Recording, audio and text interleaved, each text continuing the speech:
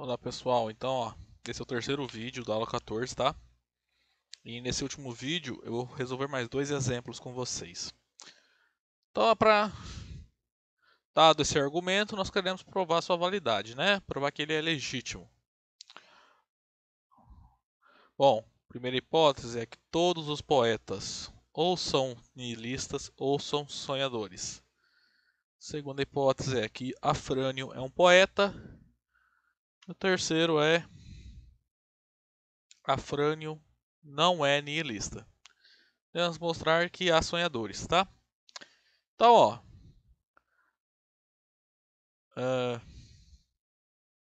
se você olhar, temos predicado aqui, X é um poeta, X é um nihilista e X é um sonhador. Tá? E aqui tem um ou, tá falando, para todo X, se é um poeta, então ou ele é nihilista ou ele é sonhador, tá?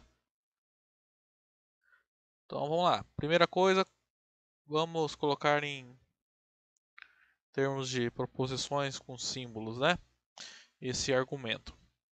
Então, denotamos então por P de X, o predicado X é um poeta. N de X é o predicado X é nihilista.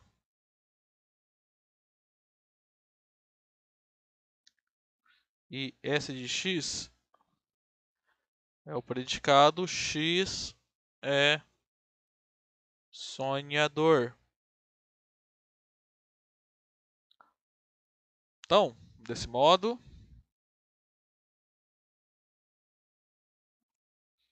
o argumento dado no exemplo, né? O argumento pode ser reescrito como? Então, primeiro está aqui, para qualquer que seja o meu X, se ele é um poeta, então ele é nihilista ou um sonhador. Então, a primeira hipótese é qualquer que seja meu elemento, qualquer pessoa, né? Se é um poeta, então ela é nihilista ou sonhadora.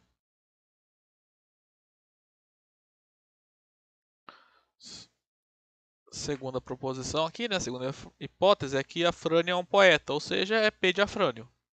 A terceira é Afrânio não é nihilista. Afrânio é nihilista é o N de Afrânio, como é a hipótese é Afrânio não é nihilista, então é a negação, né? Bom, segunda hipótese é que Afrânio é um poeta, né? Isso é P de Afrânio. E a última hipótese é que Afrânio não é nihilista.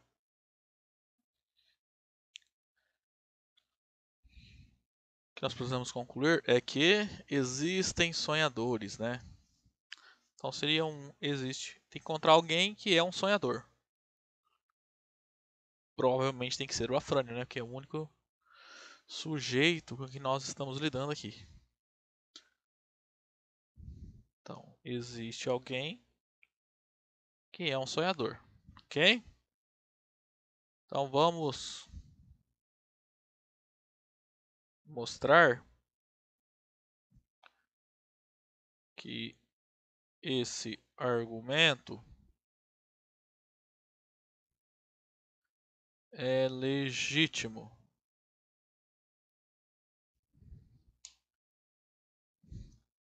E para isso, de novo, a gente vai utilizar as proposições daquela tabelinha de inferências que eu passei para vocês, tá? Então, vamos lá colocar as hipóteses aqui primeiro. Então, a primeira é se é um poeta, então é nihilista ou sonhador. A segunda hipótese é Afrânio é um poeta. E a terceira hipótese é que Afrânio não é nihilista.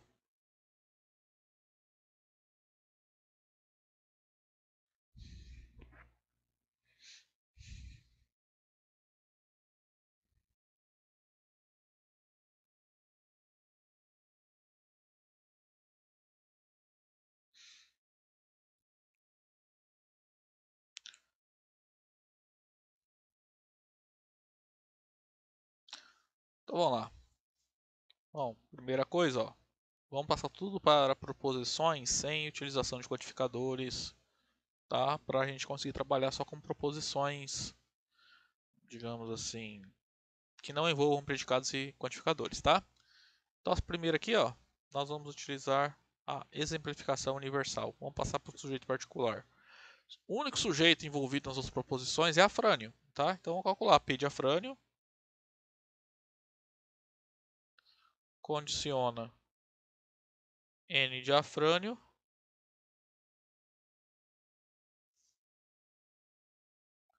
ou S de afrânio.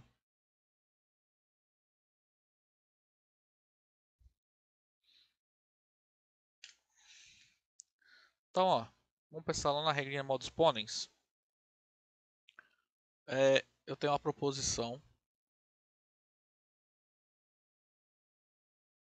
que é uma hipótese, ou seja, é verdadeira. Então, ela aparece aqui nesse condicional.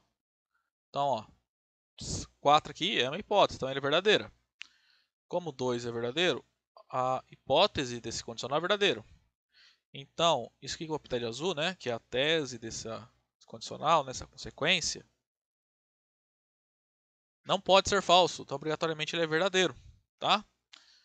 Se você olhar então, ó, eu tenho um P condiciona Q e P.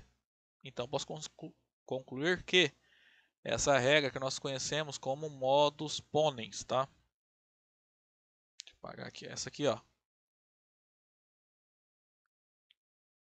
Então ela fala, se eu tenho P e P condiciona Q,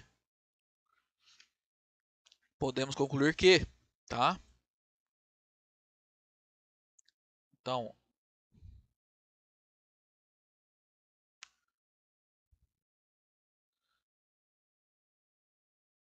aqui só faltou um negócio, nós usamos a 1 e exemplificação universal, tá? Então aqui é 5, né? Pelo modus ponens, podemos concluir que N de afrânio ou S de afrânio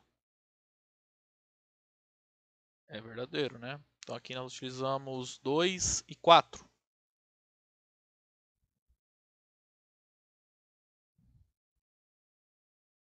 Modus ponens.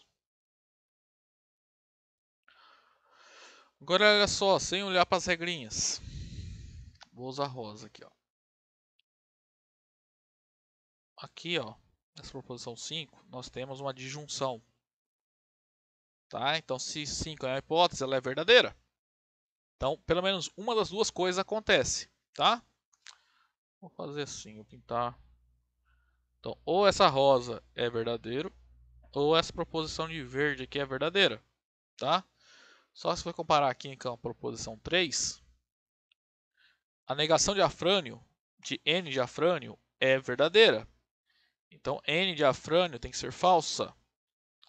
Como, então, um dos dois tem que ser verdadeiro, obrigatoriamente essa verde tem que ser verdadeira, tá?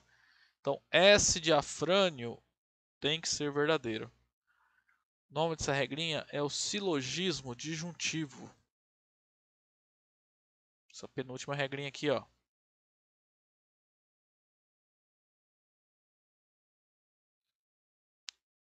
Deixa eu pintar aqui, ó. Essa aqui, que é o que ela fala.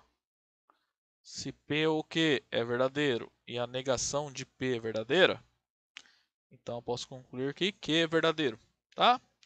Vale análogo se fosse o Q, tá? Se fosse a negação de Q, posso concluir P. Isso a gente vai combinar o silogismo disjuntivo com a comutatividade, tá? Porque P ou Q é equivalente a Q ou P. Então, voltando lá para o exercício. Então, podemos concluir que S diafrânio é verdadeira. Show de 6. Esse aqui nós usamos 3 e 5. E silogismo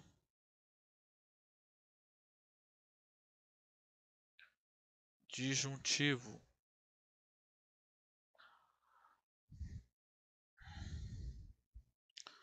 Então, ó, basicamente provamos que Afrânio é sonhador, né? Então nós temos que provar, olha só, no nosso argumento, para mostrar que é legítimo, tem que mostrar que existe alguém que é sonhador. Acabamos de mostrar que Afrânio é sonhador, né? Então a gente pode concluir que existe alguém que é sonhador, tá? Essa aqui então usamos a regra 6 e a generalização existencial, tá? Porque quando generaliza, a gente está passando do sujeito particular para uma proposição que envolve um quantificador, tá? E é esse E que é de existencial, porque o quantificador que estamos utilizando é o existencial. Certo? Então, esse exemplo está provado. Ok? Bom, último exemplo, vou mostrar o seguinte, que o seguinte argumento ele é legítimo. Tá? Bom, primeiro é todos os gaúchos gostam de contar história. Todos os contadores de histórias são interessantes, a segunda hipótese. A terceira hipótese é que o Veríssimo é gaúcho. Vamos mostrar que alguém é gaúcho e interessante, ou seja, existe alguém que é gaúcho e interessante. O único sujeito que aparece aqui é Veríssimo, né? Então, para mostrar isso aqui, basta mostrar que Veríssimo ele é gaúcho e é interessante, certo? Então, vamos lá, para inferir isso aqui, denotemos.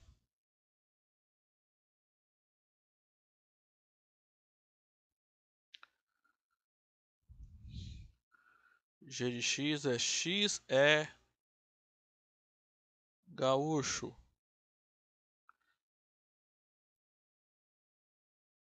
H de x é x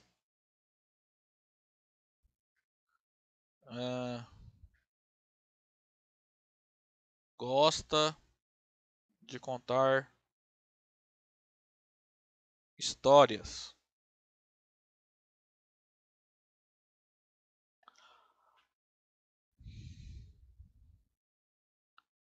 E de x é o predicado x é interessante.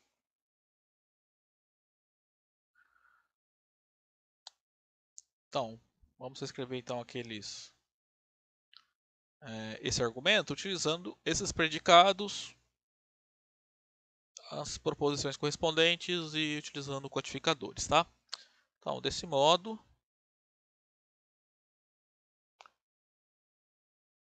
o argumento acima pode ser reescrito da seguinte forma.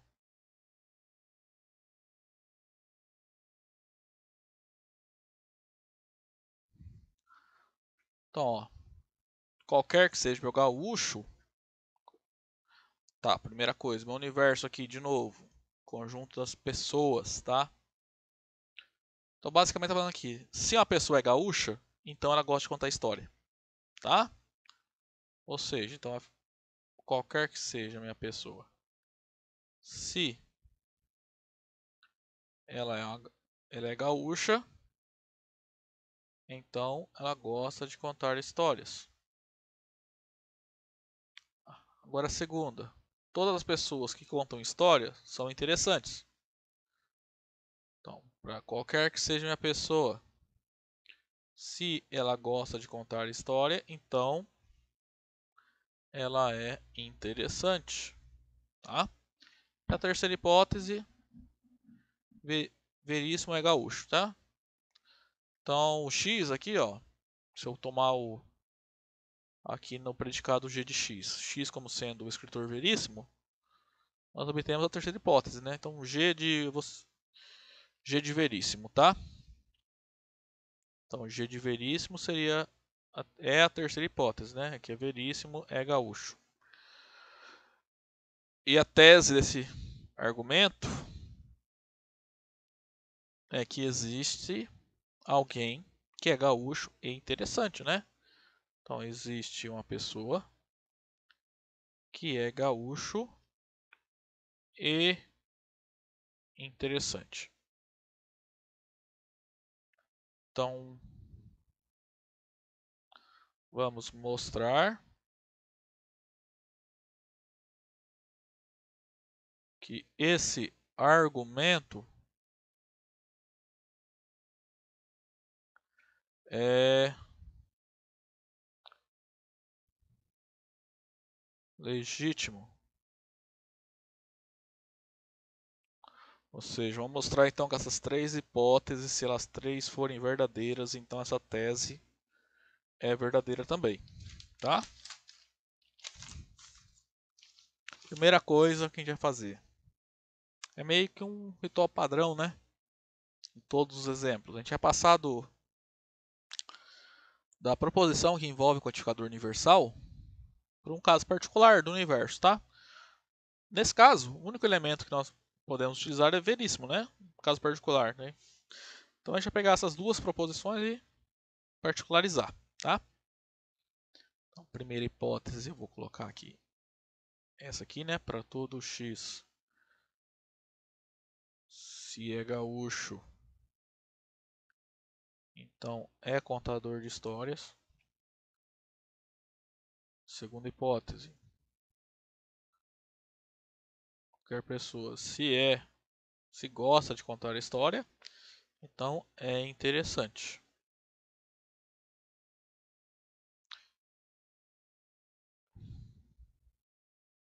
E a terceira hipótese está aqui, que o escritor Veríssimo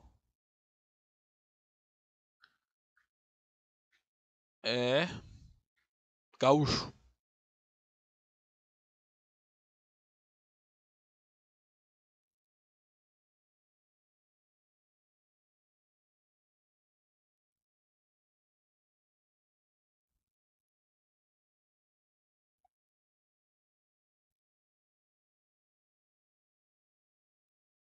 Então vamos lá, gente.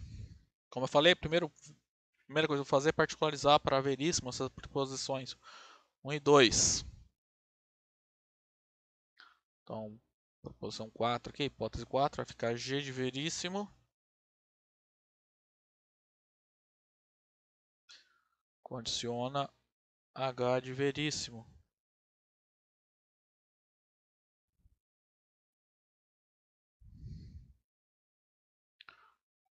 E a 5, vou usar a exemplificação universal na segunda. Então, vai ficar H de Veríssimo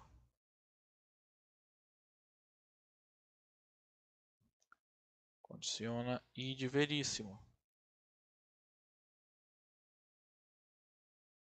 Bom, a gente pode ler as proposições 4 e 5. Basicamente a 4 é se Veríssimo é gaúcho, então Veríssimo é contador de história, ou gosta de contar histórias.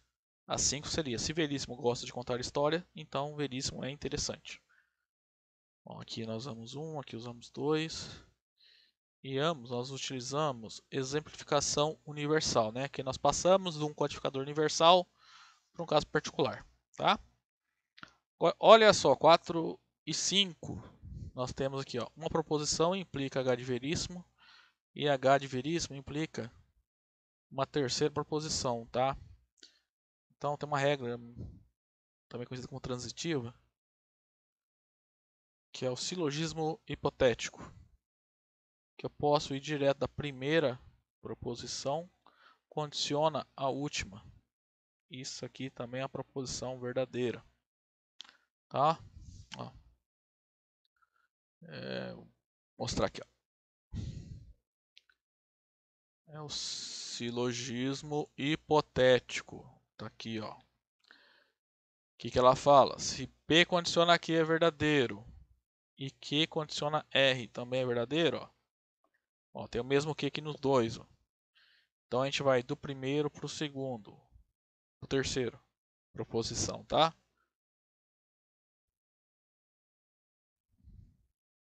Então é isso que eu fiz aqui, né? Ó, fui da primeira para a terceira proposição. G de Veríssimo condiciona I de Veríssimo. Então aqui nós utilizamos as proposições 4, 5 e silogismo hipotético.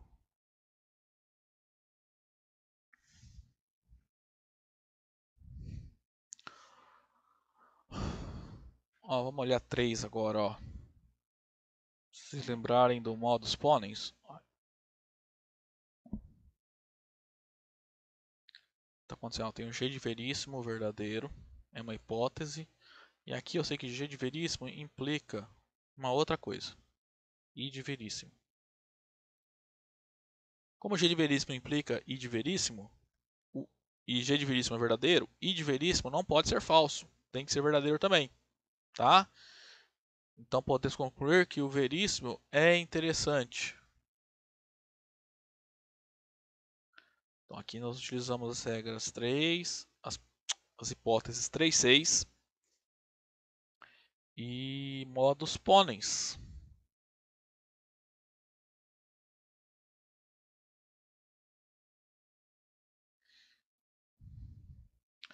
Lembrando que tem que chegar onde? Tem que chegar, existe alguém que é gaúcho e interessante. Nós já chegamos, né? Ó, G de veríssimo, que é veríssimo é gaúcho, e veríssimo é interessante, né? Então as duas são verdadeiras. Então eu posso concluir que essa conjunção G de veríssimo e I de veríssimo é verdadeira, ó. G de veríssimo é a 3, I de veríssimo é a 7, tá? Então usei 3, 7 e a conjunção, tá?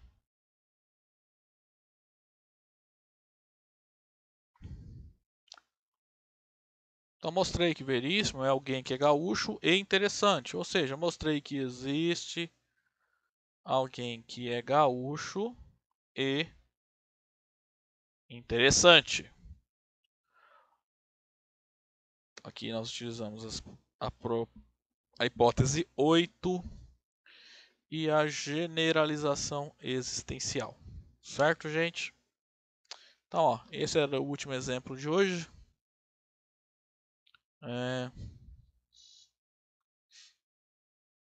Então, na próxima aula, a gente começa a aprender a